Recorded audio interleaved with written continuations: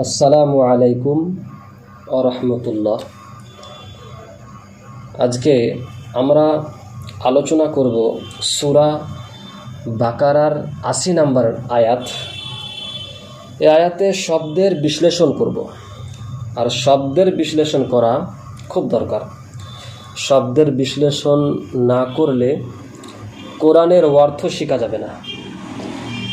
তো এখানে আছে ওয়াকালু লান তামাসসানান নারু ইল্লা আইয়ামাম মা'দুদা।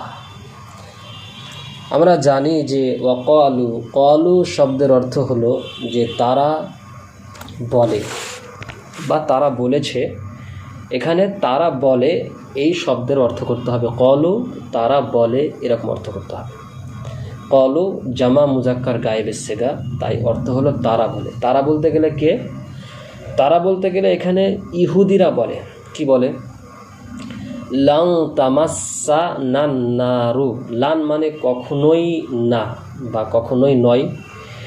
কখনো তামাসসা স্পর্শ করবে না, ছুবে না। না মানে আমাদেরকে, নারু মানে আগুন, অর্থাৎ জাহান্নামের আগুন। জাহান্নামের আগুন আমাদেরকে স্পর্শ করবে না।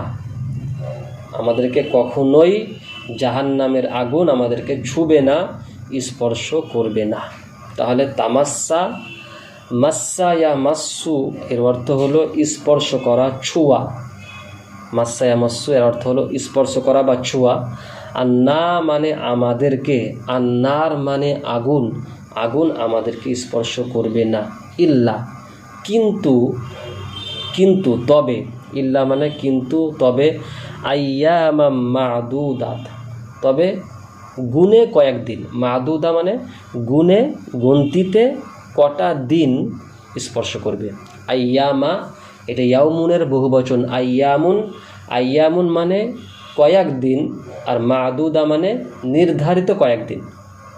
মা'দুদা নির্ধারিত অর্থ করা যায়, অর্থাৎ গুনতিতে কয়েকদিন আমাদেরকে স্পর্শ করবে। এটা দাবি ছিল কাদের? ইহুদিদের দাবি ছিল।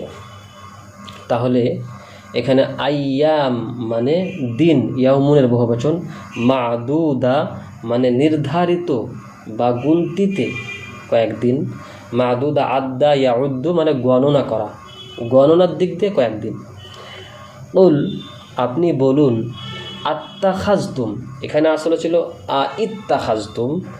এখানে যে হামজা ওয়াসালটা আছে সেটা পড়ে গেছে, আইত্তাখাজতুম ছিল, দিয়ে আত্তাখাজতুম হয়েছে।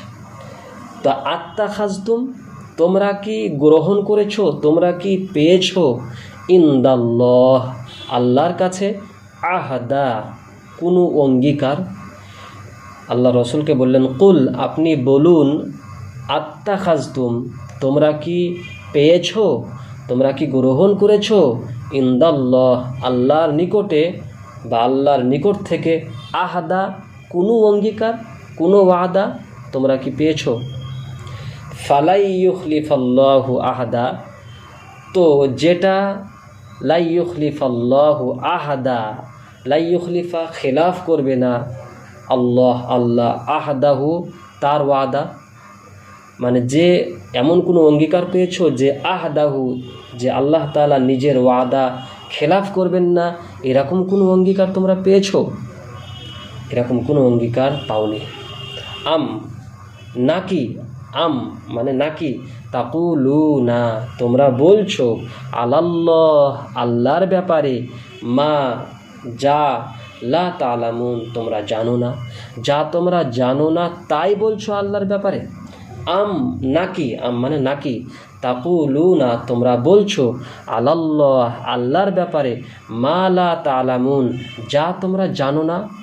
তো এখানে আমরা স্পষ্টভাবে বুঝতে পারছি যে কলু শব্দের অর্থ হলো যে তারা বলে। লান মানে এটা লান হুরুফে নাসেবা। হুরুফে নাসেবা কয়টি এবং কি কি আমল করে? প্রথমত আমরা জানি যে হুরুফে নাসেবা সারফের প্রাথমিক বইগুলোতে দেওয়া থাকে। হুরুফে নাসেবা হলো 4টি, আন, লান, কাই, ইজান। আর হুরুফে নাসেবা এটা 5টা সেগাকে নাসাব করে।